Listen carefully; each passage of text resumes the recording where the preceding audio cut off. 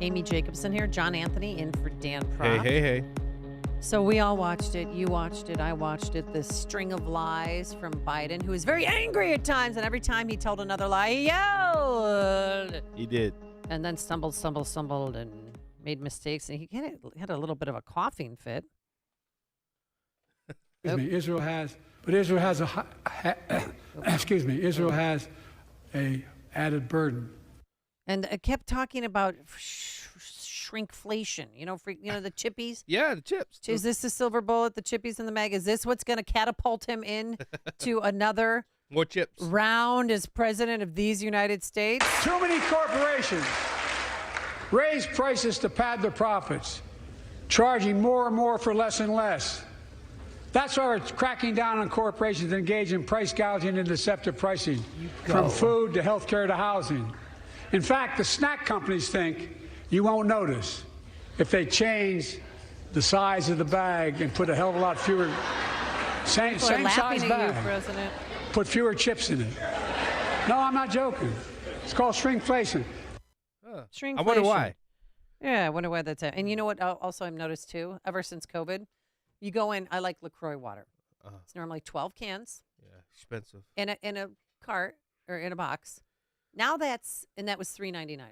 Now it's 8 cans instead of 12. Yeah. And it's $4.09. Mm-hmm. So that's how they're doing it. Sounds about right. So who's being greedy? And is this the issue that's going to change everything? With more on this, let's welcome back to the program James Bovard. You can follow him on Twitter at Jim Bovard, Jimbovard. He's contributing editor for the American Conservative and author of, most recently, Last Rites, The Death of American Liberty. Good morning, Mr. Bovard. How are you? Doing good. Thanks for having me on. Good. So is this shrinkflation the silver bullet that's going to save Biden's career? Biden has got a rich fantasy life, and that showed last night. It was funny to see him take a break from his old yeller routine to suddenly start talking about the number of chips in a bag. And he was hitting heavily on Tuesday the issue of cookies. He was very upset about how cookies had shrank.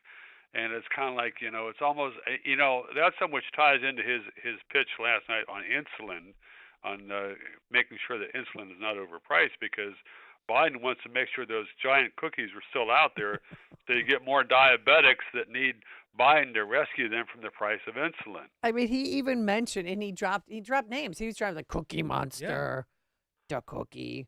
So it was crazy. But last night we learned that, yes, he wants to increase taxes because the wealthy, don't you know, Jim, have to pay their fair share. He wants to increase the corporate tax rate from 21% to 28%. Did he sell the American people on that? Because that whole shtick is getting old.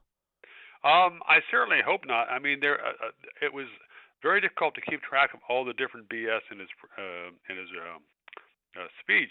I mean, there were things he was just throwing out, like he's going to save house buyers money by canceling the need for title insurance. Oh, this is going to work out very well. We're going to have Fannie Mae and Freddie Mac wrecking the housing market again, like they did in 2006 plus.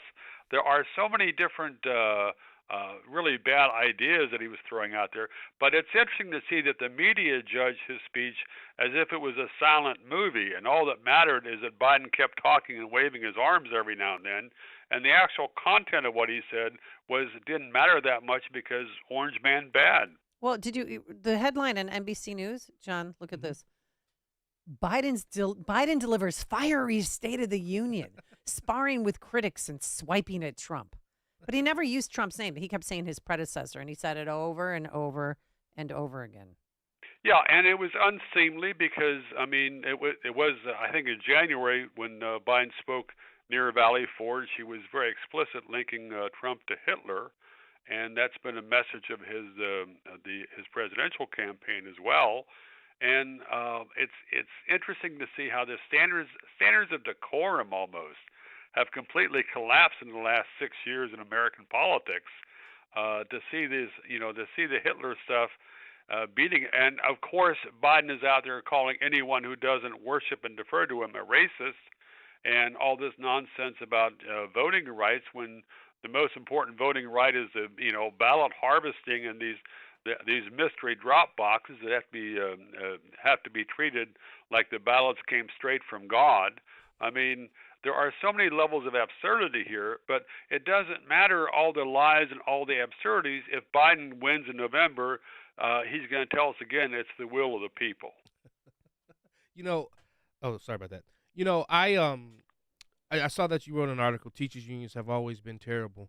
I have an idea. I know it'll never pass, but one can dream. Just like police and fire can't strike, Right.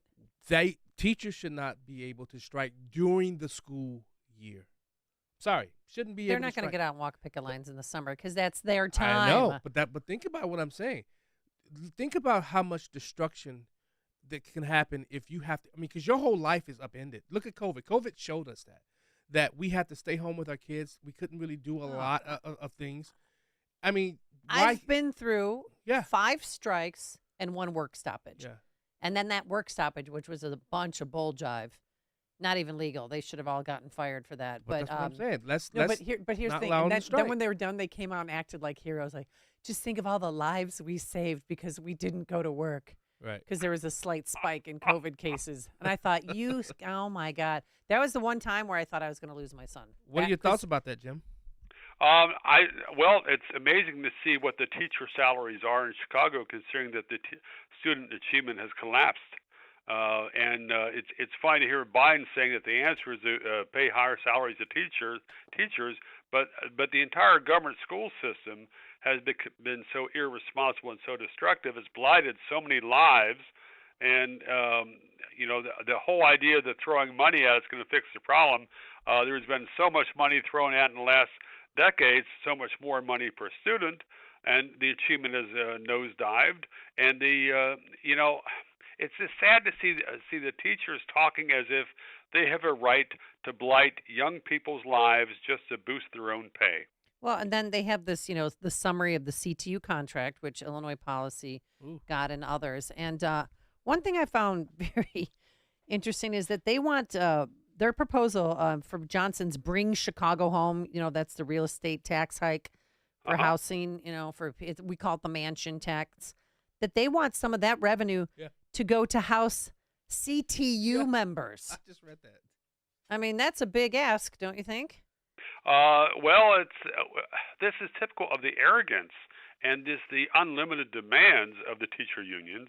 I mean, big city teacher unions have been some of the worst thing that have happened to Black and Hispanic children because they simply don't care about whether the kids learn, and they have a horrible attitude.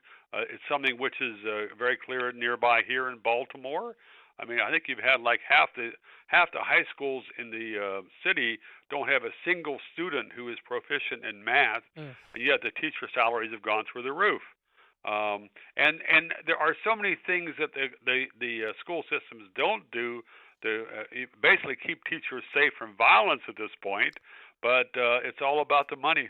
Well, our mayor is a CTU member and former community organizer for the CTU. And here's Stacey Davis Gates. She's the president. I just want to hear this.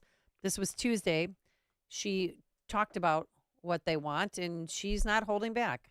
We are asking you to give us an opportunity to tell our story. It will cost $50 billion and 3 cents. Where's the Civic Federation Committee? Where y'all at? Where y'all table? Yes, it will. And so what? Wow. That's And- audacity. Arrogant. I know. And so what? You're paying, and that's the bottom line. That's what Well, they think. and it's amazing to see the brazenness. It's almost like simply being a government teacher means that people have a right to seize part of the paycheck of anybody who lives in that jurisdiction. And this is how it's working out. And there is complete lack of liability. It's the same with the teacher union as it is with Pfizer and the COVID vaccines. Federal government gave Pfizer a complete waiver of liability for any harm from those COVID vaccines.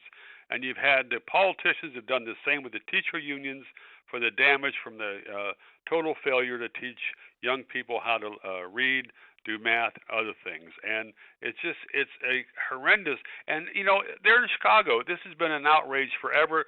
The Chicago Tribune had a great series in the late 80s, early 90s on how it was almost impossible to impossible to fire a really bad teacher in Chicago.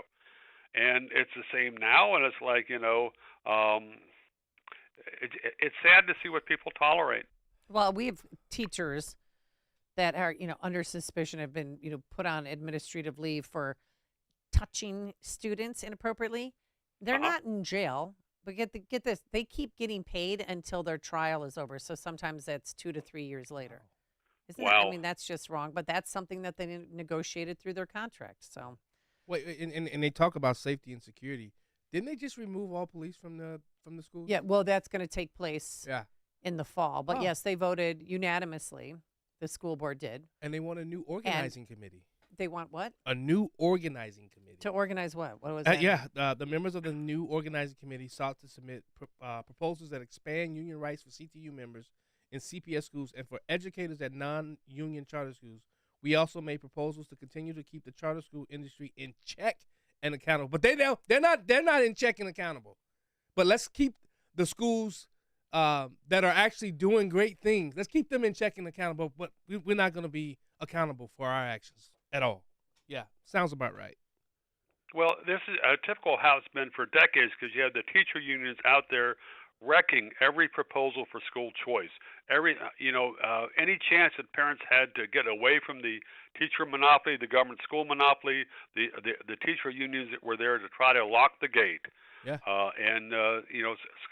So many millions of lives have been blighted by that, and by politicians wrecking the quality of schools in other ways. But I filed the 51% trigger bill where parents, if they're not liking what's happening in their schools, they can file a petition and have their kids go and the money follow them. It went nowhere in Springfield. But, I still believe education is a great equalizer. And for for black people to continue to vote for these people and put these people in office, they're not looking out for black people's best interests. And it upsets me and it frustrates me. I agree completely. It's a complete scam. It's gone on for decades. Some days I almost get cynical. Yeah. Oh, you? On We're the never edge. cynical here. On the edge. I know. All right, James Bovard, you can follow him on Twitter at Jim Bovard, and he's contributing editor for the American Conservative and author of, most recently, Last Rites, The Death of American Liberty. Thank you so much for joining us, and have a wonderful weekend. Take care. Hey, thanks a lot. Thank you, and he joined us on our turnkey.pro answer line. There's only one radio show in Chicago talking about today's biggest stories and telling you what they really mean. That show is this one, Chicago's Morning Answer on AM 560, The Answer.